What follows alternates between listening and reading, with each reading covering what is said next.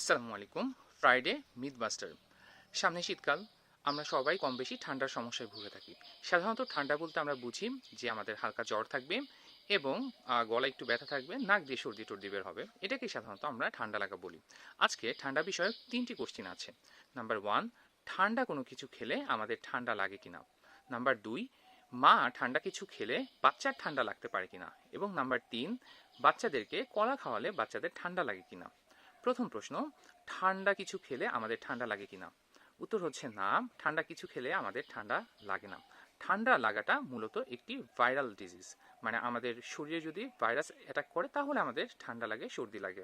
এটা কখনোই ঠান্ডা কিছু খেলে হবে এরকমটা না। কিন্তু আমরা যে অনেক সময় দেখি, আমরা যদি অনেক ঠান্ডা যেমন আইসক্রিম খাই, শরবত খাই, তাহলে আমাদের অনেক সময় ঠান্ডা লেগে যায়। এটা কেন হয়? আমরা যদি অনেক বেশি ঠান্ডা কিছু খেয়ে থাকি, সেক্ষেত্রে সাময়িকভাবে আমাদের ইমিউন সিস্টেম দুর্বল হয়ে যায়। আমাদের কিন্তু প্রত্যেকটা একটি মিউকোসাল প্রোটেকশন লেয়ার থাকে, যেমন নাকের ভেতরে একটা মিউকোসাল প্রোটেক্টিভ লেয়ার থাকে, গলায় থাকে। এই সব জায়গায় যদি আমরা অনেক ঠান্ডা কিছু খাই, এই প্রোটেক্টিভ লেয়ারগুলো দুর্বল হয়ে যায়। যেহেতু আমাদের ইমিউন সিস্টেম দুর্বল হয়ে যাচ্ছে, এই প্রোটেক্টিভ লেয়ারগুলো খুব বেশি কাজ করছে না ঠান্ডা খাবার খেলে, সেহেতু ওই টাইমে ভাইরাস ব্যাকটেরিয়া বাসা বাঁধতে পারে। সুতরাং ঠান্ডা খাবার খেলে ঠান্ডা লাগবে এটা হয় না, এটা ডিরেক্ট সম্পর্ক নাই। সাধারণত আমাদের যে ঠান্ডাগুলো লাগে সেগুলো লাগে ভাইরাসের আক্রমণে।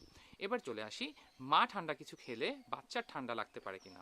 উত্তর হচ্ছে একদমই না। মায়ের খাবারের সাথে বাচ্চার ঠান্ডা লাগার কোনো সম্পর্ক নেই।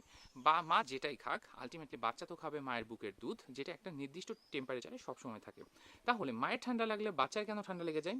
কারণ ওই যে মায়ের যেহেতু ঠান্ডা লাগা মানে ভাইরাল ইনফেকশন, মায়ের বডিতে ভাইরাস আছে, মায়ের হাঁচি কাশির মাধ্যমে বাচ্চা যেহেতু মায়ের খুবই কাছে থাকে, মায়ের ঠান্ডা লাগলে তখন কিন্তু বাচ্চার ঠান্ডা লেগে যেতে পারে।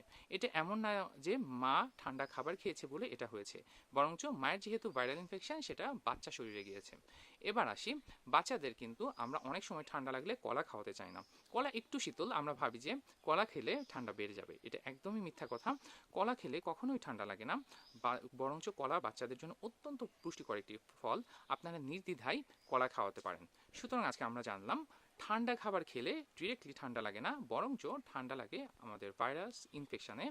এবং মায়ের ঠান্ডা খাবার খেলে কখনোই বাচ্চার ঠান্ডা লাগে না, বরঞ্চ মায়ের বডিতে যে ভাইরাস আছে সেটা যদি বাচ্চার বডিতে যায় তাহলে হচ্ছে ঠান্ডা লাগতে পারে। এবং ঠান্ডা যদি লাগে তাহলে অবশ্যই কলা খাওয়ানো যাবে, কোনো ধরনের সমস্যা হবে না। আপনারা সকলেই ভালো থাকবেন। আসসালামু আলাইকুম।